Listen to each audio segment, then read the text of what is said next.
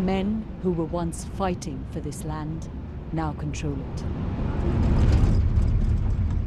And they're enforcing the diktat of their leader. This is the Taliban anti-narcotics unit.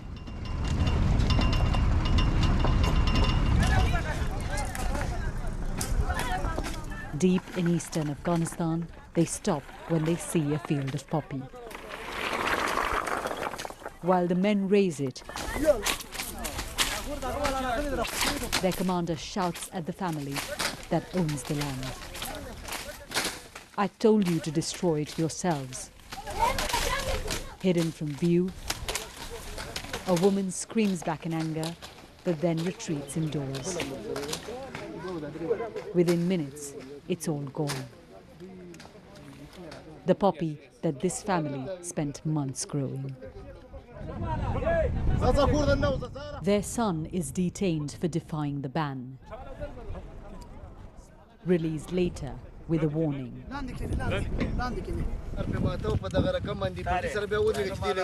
We've been given rare access to the Taliban's campaign to eradicate poppy in Nangarhar province.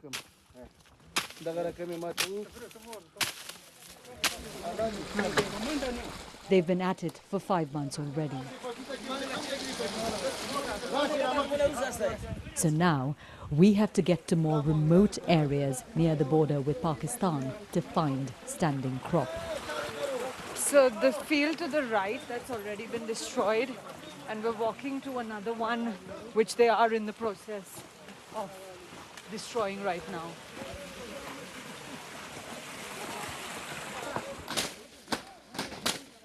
Farmers have been trying to grow poppy hidden away from view, between other crops.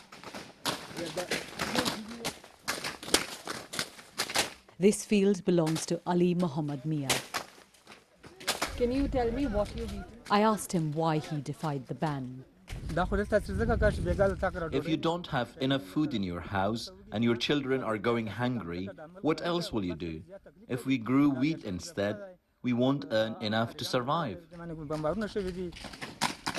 That's the 5th or 6th field that they're destroying since we've been with them, and we've only been here about 25 to 30 minutes. It's quite remarkable the speed at which they get through it. And when they hit those stalks hard, they sometimes come flying in the air. What definitely comes flying is the sap from these buds. That's the opium resin. There's a very pungent smell of it in the air right now. The Taliban go armed and in large numbers. There have been instances of clashes with angry locals. We are implementing the order of our supreme leader. Our allegiance to him is such that if he told my friend to hang me, I would accept and surrender myself.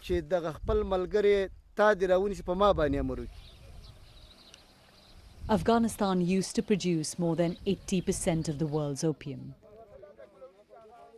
The Taliban are accused of profiting from it when they were fighting against foreign forces and the former Afghan regime, a claim they deny.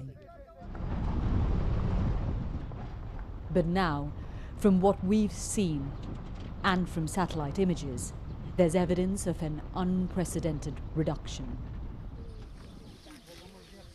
This is Helmand province. It used to be Afghanistan's opium heartland. Wheat now stands where poppy was grown. Niamatullah Dilsoz tells us that in this Taliban stronghold area, farmers have all but complied with the order. These fields used to be front lines, and for a people already battered by war, the ban is another blow. We are very upset. Wheat earns us a fraction of what we used to make from opium. We can't meet our family's needs. I've had to take a loan. Hunger is at its peak and we haven't got any help from the government. We met the main spokesman of the Taliban government, who told us they banned opium because it's harmful and goes against their religious beliefs. Farmers say they're not getting any support from your government. How do you plan to help them? We know that people are very poor, but opium causes a lot of addiction. We call on international organizations to help Afghans facing losses.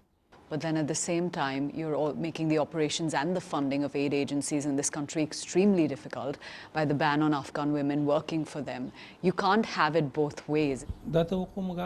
They should not link humanitarian issues with political matters. Opium isn't just harming Afghanistan. The whole world is affected by it.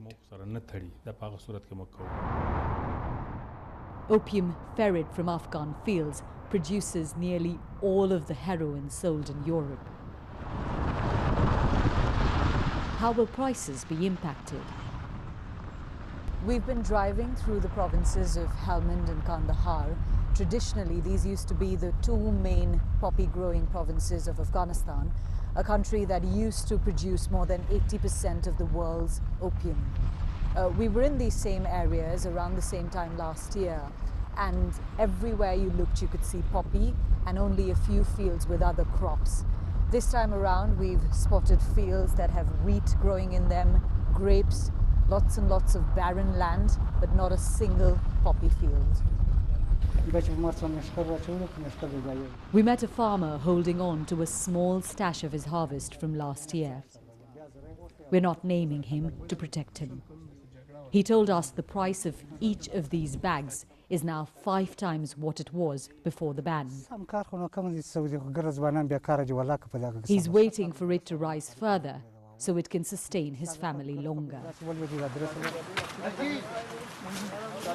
For now, the Taliban appear to have accomplished what no one else could. But there are questions about how long they can sustain it.